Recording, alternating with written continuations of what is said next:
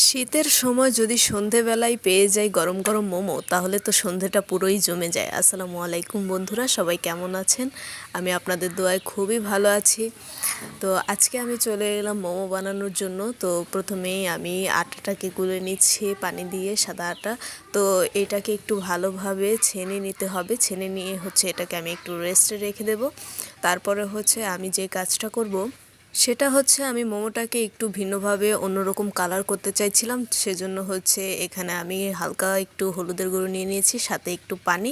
এটার সাথে আমি আরও একটু আটা, সামান্য একটু আটা গুলে নেব। এটা দিয়ে আপনারা হলুদের গুঁড়ার বাদ দিয়ে হয়তো আপনারা ফুড কালারটাও এখানে ইউজ করতে পারেন। আসলে আমার আম্মু আবার এসব পছন্দ করে না, সেজন্য আর কি ওটা দেইনি।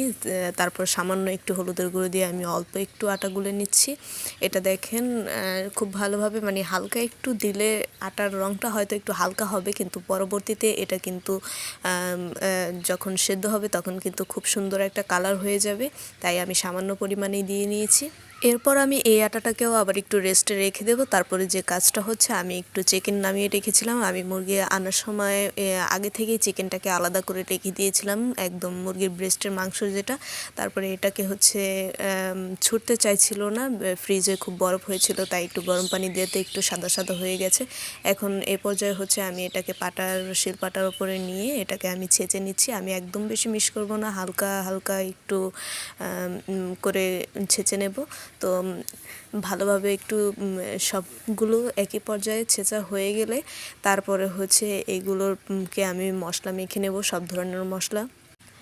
এখন দেখেন মাংসটা কিন্তু পুরো রেডি হয়ে গেছে। এখন এর মধ্যে আমি দিয়ে দিচ্ছি একটু আদা রসুন বাটা, সাথে একটু পেঁয়াজ কুচিও দিয়ে দিচ্ছি। এর ভিতরে দিয়ে দেব লবণ। এখন এটাকে ভালোভাবে মিক্স করে নিচ্ছি, একটু ভালোভাবে মিশিয়ে নিতে হবে যাতে আপনার মাংসগুলোতে একটু ভালোভাবে হয়। তারপরে ঝাল না হলে তো একদমই ভালো লাগবে না, তাই একটু মরিচের গুঁড়োও দিয়ে দিলাম এর সাথে। এই পর্যায়ে ভালোভাবে, যত ভালোভাবে আপনি মিক্স করে নিতে পারেন, তারপর মিক্স করে রেখে দেবেন। তারপরে দেখেন আমি যে আটাটাকে রেস্টে রেখে দিয়েছিলাম সেটা দিয়ে এখন রুটি বেলে নেব। আমি শিলপাটার উপরে নিয়েছি, কারণ রুটিটা আমার একটু বড় করে বেলতে হবে। আমি অনেক বড় করে নিচ্ছি।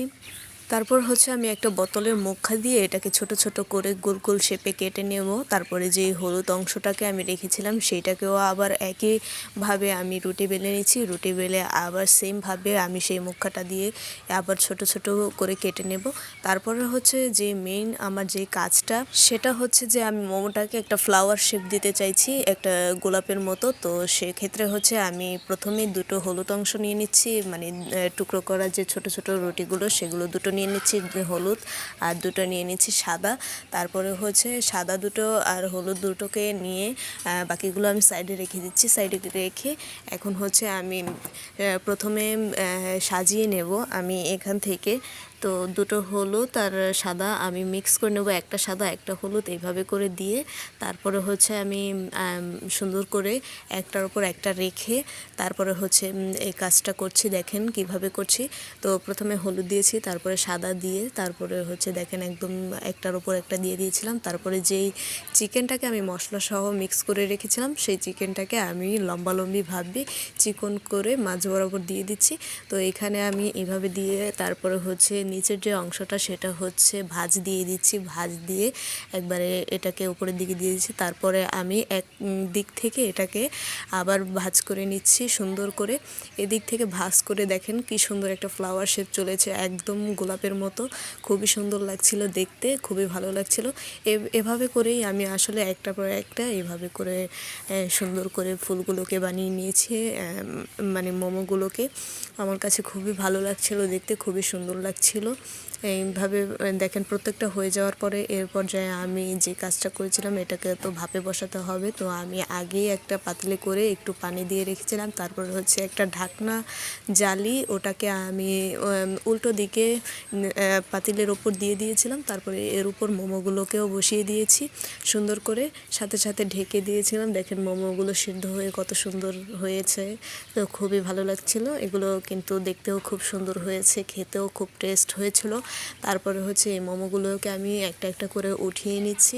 উঠিয়ে নিয়ে এইদিকে তো সন্ধ্যা হয়ে গেছে, আমার আর ভালো লাগছিল না, তো স্টুডেন্টরাও এসে পড়েছে পড়ার জন্য, ওদেরকেও পড়াতে হবে। এদিকে আমার ভাইকে দিয়েছিলাম বানাতে, দেখেন ও ওর ইচ্ছে মতো বানিয়ে নিচ্ছে, ওর যেমন ইচ্ছে তেমনই বানাচ্ছিল। তো আমি এগুলো নিয়ে চলে গেলাম, আর যেগুলো বানিয়েছিলাম একটা লাভ শেপেও বানিয়েছিলাম।